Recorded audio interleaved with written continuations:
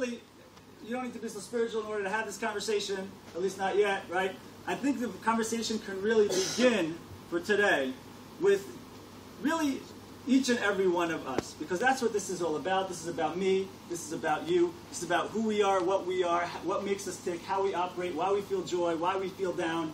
Because when we can understand really what it's all about, when we can understand what we're rooted in, who we are and what we are, then we can start to make sense of really why we feel what we feel, what makes us tick, what makes us up, what makes us down, etc., etc. Okay? Because especially now, in times where you'd think that people would be feeling on top of the world, right? If you show the type of technology we have, you would take it back in time 300 years and show it to someone from back then, they'd look at some of this stuff, they'd be like, whoa, finally the human race has made it.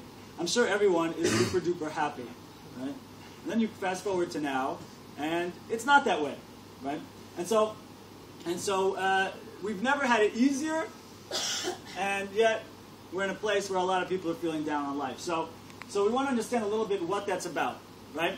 And so I think a lot of that is rooted, a lot of our issues are rooted in a misconception that we are raised with, right? That we grow up in the society we grew up in, and we're given a certain calculation is plugged into the back of our minds, into our subconscious, right? Where basically they give you it goes like this, right? We grow up with this perception that like if only we have with this mode of thought, yeah, that if only I had that girl, then I'd be happy. If only I had that job, then I'd be happy. If only I had that six-figure income, if only I had that car, if only I had that figure, if only I had those looks, if only I had that life, then I'd be happy. But what happens? Imagine one day you get one of those things. Imagine you get something big. Right? Imagine you win the lottery. Yeah? So, yeah, it's true. Of course you're going to have a high from that. But even the psychologists will say, maximum, that high is going to last for 6 weeks. And then what happens? You come down from that high. And so that means to say that we are growing up with a certain perception, a certain way of viewing things, a certain perspective, which puts in the back of our mind that my joy, my happiness, my level of satisfaction is dependent. Is dependent on something that's outside of myself. Is dependent on something other than me. Is dependent on an outside factor. What am I receiving? To the extent I'm receiving what I want, it's to that extent I'm able to be happy and joyful. Right? You walk out of the checkout counter at your local supermarket, and you see right there in the magazines, right, 50 ways to get the joy you want, 50 ways to get the love you want, right? And so it comes out that we are growing up and we are bombarded with this, and it's put into the back of our mind that my level of joy, satisfaction, happiness is dependent on what I am intaking, right? However, we see that this isn't true, because after all, the guy wins the lottery, he's up high, yes, that's true, he got a shot in the arm, but it was an external thing that brought him up, right? And so therefore, yes, there is a high, no doubt. But ultimately, you're going to come down from that. Because what that shows us is that our level of joy is going to have nothing to do with what we get, but really only to do with what we give forth. Right? Because yes, of course, you need to get things and you need to receive things in order to get by, in order to survive. That's true. But that's survival. That's not thriving. Right? The real joy that we want, the real bliss that we're looking for, meaningfulness, happiness, is going to have nothing to do with what we get, only to do with what we give forth. And by giving forth, I don't mean give $1 to the guy on the street. That's a very nice thing to do. Nothing to do with giving. Certainly nothing to do with the type of giving we're talking about over here. What we're talking about is true giving of self. Right? True giving of yourself to go ahead and live out what you are inside, to go ahead and live that out and manifest that in the world. Right? I think that's what we could say. If we were to put a one-liner on this whole thing, what do we mean by joy? I think we'd have to say basically the definition of joy ought to be that joy is the experience of actualizing the reality of who you are. That means there's a certain reality of who you are inside, in a state of potential, right? Like a seed. A seed includes the entire tree in it already, but in a state of potential. And the quote-unquote yearning of every seed, of course, is to grow out into the fullest actualization and fullest expression of what it already is inside. And so just like we're like that, and just like we have that with trees, so it's the same story with the human being, right? That we have a certain innate potential that we are yearning to bring out. And to the extent we are clear on what that is, and on the path to practically doing it, we are going to feel joyful. It may not be easy. We might not be comfortable, but if you have a clarity in where you're going and what you're here for, and you are proactively making practical moves day in and day out to follow through on that and live that out, it might not be easy, might not be comfortable, but depressed, you will not be.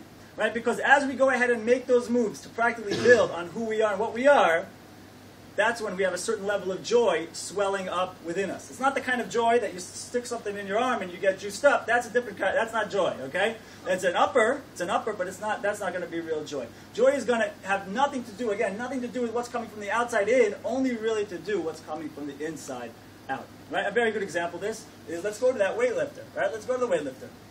Right? A weightlifter, right? Listen, this guy, he wakes up in the morning, decides, listen, my goal is to become a weightlifter. I'm going to be that guy. I'm going to have a certain physical potential that I want to go ahead and live it out.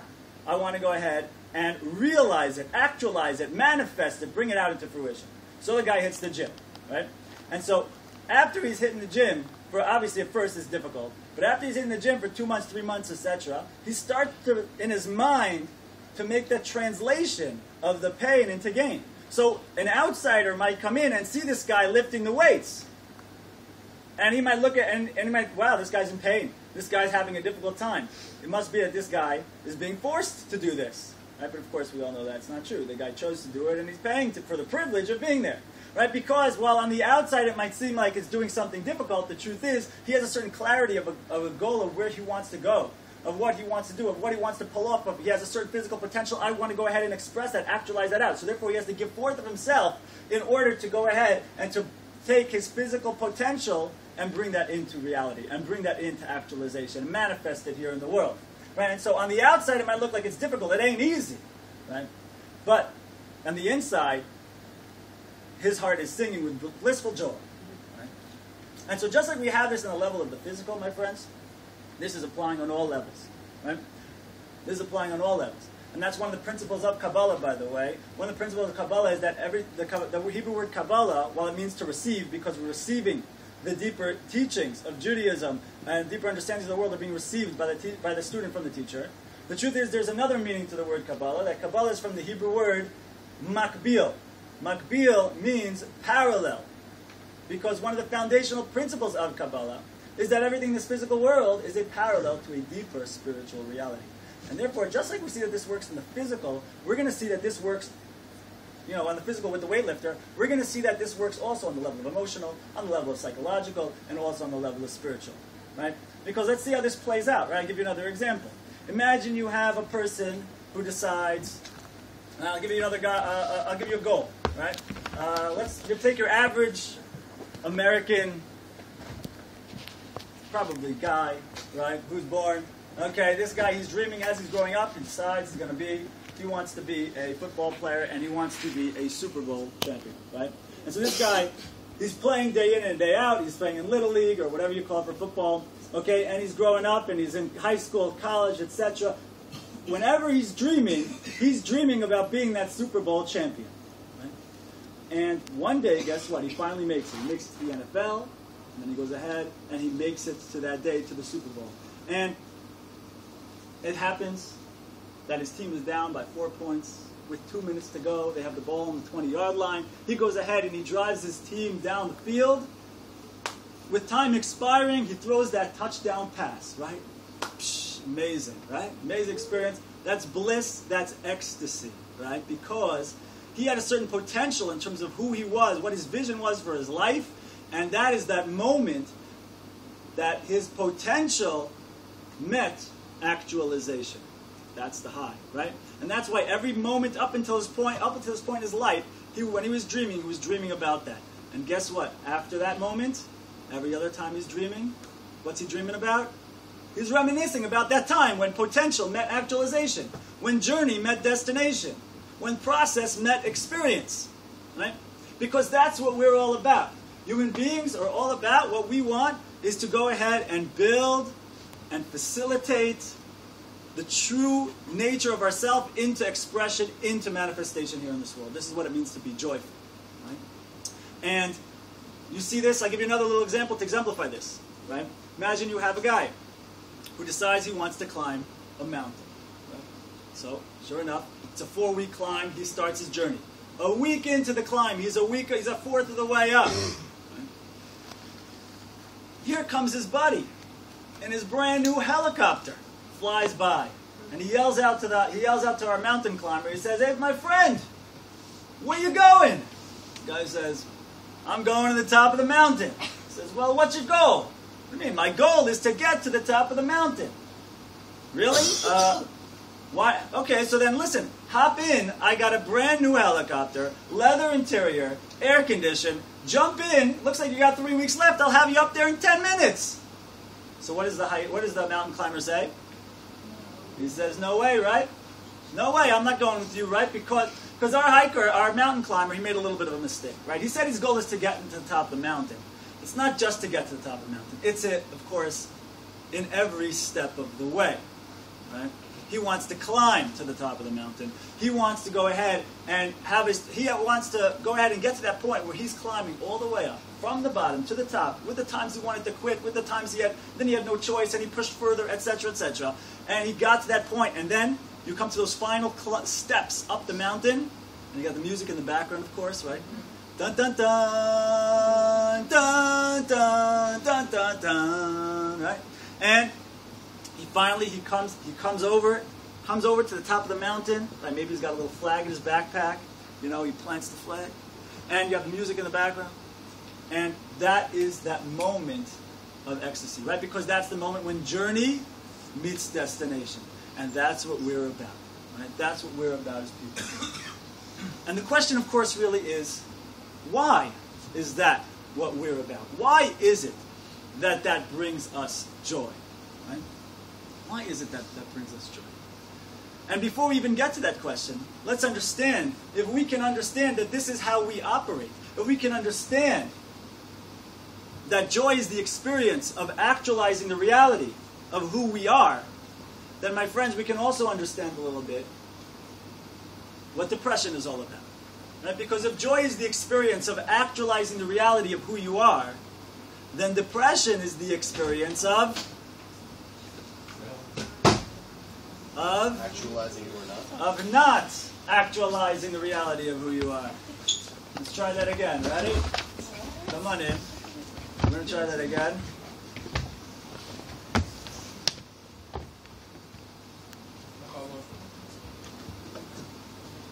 Okay, let's try that one more time. Ready? If joy is the experience of not...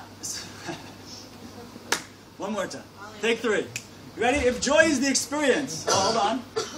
Come on in. Join the party, my friend. We were the 10th, we were in the meeting. God bless you people. No beef. I'm not... Here we go. You ready?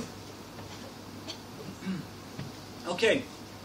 So if joy is the experience of actualizing the reality of who you are, then depression is the experience of not actualizing the reality of who you are, right? And that means to say, right, that when we are, if we are not clear on who we are, on what we are, on what our direction is, on where we want to go, or if we are clear on that, and for some reason we're running in the other direction, or at least not even moving forward to the direction we know we ought to be going in, so then guess what? You're going to have a certain feeling of the opposite of joy setting in. Right? Depression is going to set in to a certain extent. Right? I'll give you an example how we have this happen to us all the time. Right? And again, it's from our misconception that's given over to us into our subconscious from our society. Because... I'll give you a little equation here. You've probably heard this phrase before. Ready? If it feels good, do it. But that comes along with an implication. If it doesn't feel good, don't do it. Right? So you have a good American, grows up. Good Westerner, grows up. And say, look, if it feels good, do it. If it doesn't feel good, don't do it. So I have some spare time now. I'm going to go lay down in my couch. I'm going to go plot. So guy... Listen, if it doesn't feel good, don't do it. So I ain't moving. Comfort will lead me to my path of happiness and joy, says our society. 1 second. So guy plops down in the couch, right, with his remote, starts flipping the channels, gets to MTV. Okay, so how fast before this guy wants to blow his brains out? Okay, for different people, different amount. But the point is that at some point, right, despite the fact that a person's very comfortable, their level of joy is not going to be there, right? Matter of fact, we can take this further.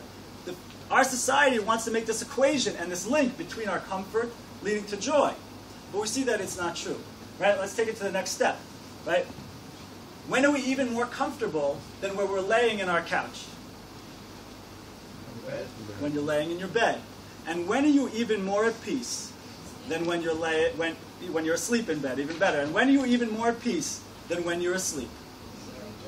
When you're dead, right? That means to say, do you hear that? That's an important point.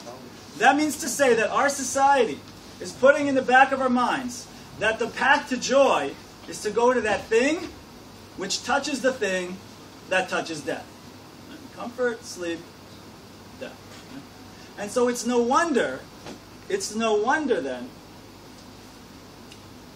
that we're walking around in a time where we've never had technology like we've had before. We've never had advantages like we've had before. But people are down, right? And certainly experiencing it and feeling the burn, right? And so, right, because after all, how much time does a person have to kill? And it's funny that they call it that. How much time does a person have to kill before they feel like a dead man walking? Right? And so this is, I think, the phenomena, the epidemic that we face as a masses, as a society during our time. Of course, you're going to have those exceptions of certain people who are medical, certain medical extremes, exceptions of people who are going to have these issues of depression. Okay, I get that. I'm not talking about that right now. What I'm talking about is the mass epidemic that we face, right? Because back in the day, for example, a person, let's take the example of laundry. Okay, a person could go ahead and do the laundry was a full day affair. You take the stuff down to the river, you wash it out, etc. Right? And so let's say it's a full day affair. Go down there 5 hours, 7 hours, whatever it takes. Right? And nowadays, you take that laundry, you pop it into a machine, switch it an hour later, push another button, right? Call it a day. You just saved yourself 5, 6 hours right there at least. My question is, what did you do with that time? If you went ahead and kicked back and watched Oprah episodes for reruns for 6 hours, so probably you're not going to feel so great about yourself after those 6 hours. One, don't get me wrong, one Oprah episode, no problem. That's cool, right? A little burst of inspiration for the day, that's nice, a little feel good, that's cool. But 6 hours, that's going to be problematic, right? And so the question then is, the alternative to that, the alternative to kicking back watching reruns all day, is going to be, okay, what do I do with those 6 hours? Let me see, what am I about? What do I want to be about? What is my gift that I want to be about, I want to live for? What do I want to personify? If I go ahead and clarify that and practically pursue that day in and day out, week in and week out, guess what? Again, it may not be comfortable, it might not be easy, but depressed, I will not be, right? Because I'm pursuing living out the reality of what I already am inside. And that's what joy is going to be all about, right? And so the question becomes, okay, why is it that we work this way? Why is it that our joy and our happiness, our state of mind, and our emotions, and psychology, etc., is based in this way of going ahead and bringing something from a place of potential to a place of actualization? Right? Are we cool? Continue, or you want to say something?